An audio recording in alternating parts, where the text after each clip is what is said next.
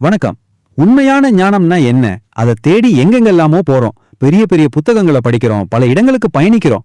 ஆனா அந்த ஞானத்தோட மிகப்பெரிய ரகசியம் உங்க கண்ணுக்குள்ளேயே ஒளிஞ்சிருக்குன்னு சொன்னா எப்படி இருக்கும்?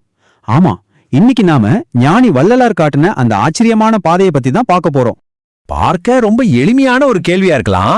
ஆனா இந்த கேள்விதான் பெரிய தத்துவ ஞானிகள்ல இருந்து விஞ்ஞானிகள் வரைக்கும், ஏன் நம்ம ஒவ்வொருத்தரையும் கூட காலங்காலமா ஒரு தேடல்ல வச்சிருக்கு இல்லையா? யோசிச்சு பாருங்க, பழங்கால ஓலைச்சுவடிகள்ல இருந்து இன்னைக்கு இருக்கிற நவீன ஆய்வகங்கள் வரைக்கும் மனுஷங்க எதுக்கு இப்படி விடாம தேடிட்டு இருக்காங்க? அந்த தேடலோட தீராத ஒரு புதிர்தான் ஞானம். வரலாறு முழுக்க எத்தனையோ ஞானிகள் இதுக்கு பதில் சொல்ல முயற்சி செஞ்சிருக்காங்க. ஆனா இன்னைக்கு நாம பார்க்க போற பார்வை கொஞ்சம் வித்தியாசமானது, ரொம்ப தனித்துவமானதுன்னே சொல்லலாம். இந்த ஆய்வுல நமக்கு வழிகாட்டியா இருக்க போறவர் யாருன்னா 19ஆம் நூற்றாண்டைச் சேர்ந்த தமிழ் ஞானி மகான் வள்ளலார் அவர்கள்தான். அவரோட மிக முக்கியமான படைப்பு திருவருட்பா. இது வெறும் பாட்டுகளோட தொகுப்பு கிடையாது, இது ஒரு ஞான கருவூலம். அந்த பெரிய கருவூலத்துல இருந்து ஒரே ஒரு ரகசிய சாவியை மட்டும் நாம இன்னைக்கு எடுத்து பார்க்க போறோம்.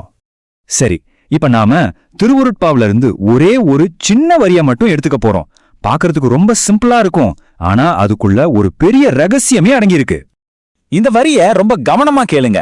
என் 2 கண்ணே கண்ணீர் கலந்தொளிரும் தெருநாடொளியே. மறுபடியும் சொல்றேன். என் 2 கண்ணே கண்ணீர் கலந்தொளிரும் தெருநாடொளியே. இந்த வார்த்தைகளுக்குள்ள ஒரு பிரபஞ்சமே இருக்கு. வாங்க, இந்த மர்மமான வரியோட அர்த்தம் என்னன்னு கொஞ்சம் ஆழமா பார்க்கலாம். இதுக்குள்ள வள்ளலார் நமக்காக என்ன ரகசியத்தை ஒளிச்சு வச்சிருக்காரு? இங்கதான் அந்த பெரிய ஆச்சரியமே இருக்கு. வள்ளலார் கண்மணி ஒளின்னு சொல்றது வேற எதையும் இல்ல, நம்ம கண்ணோட கருவிழி இருக்கு இல்லையா, அந்த பாப்பா, அதுக்குள்ள இருக்கிற ஒரு தெய்வீக ஒளியை தான் சொல்றாரு. ஆமா, நீங்க கேட்டது சரிதான். வள்ளலாரோட பார்வைப்படி கடவுள் இல்லனா அந்த பேரழிவு அது வேற எங்கேயும் இல்ல, உங்க கண்ணோட கருவெளியில ஒரு சின்ன ஒளியா இருக்குதான்.